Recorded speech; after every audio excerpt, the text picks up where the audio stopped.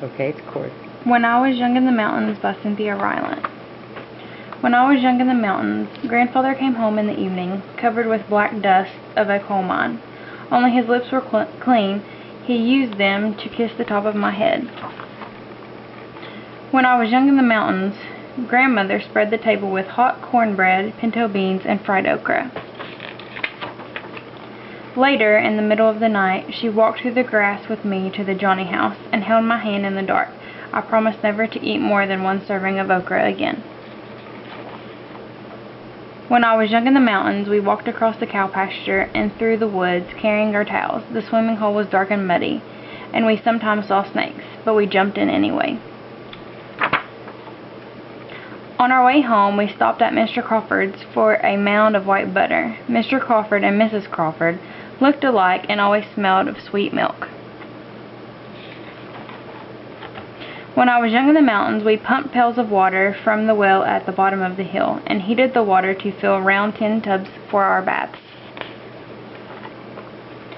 Afterward, we stood in front of the old black stove, shivering and giggling, while Grandmother heated cocoa on top.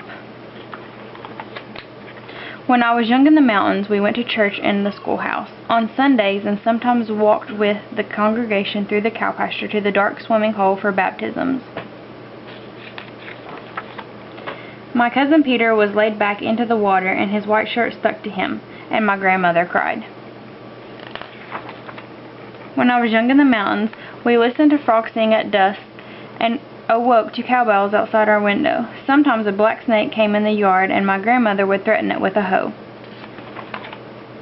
If it did not leave, she used the hoe to kill it.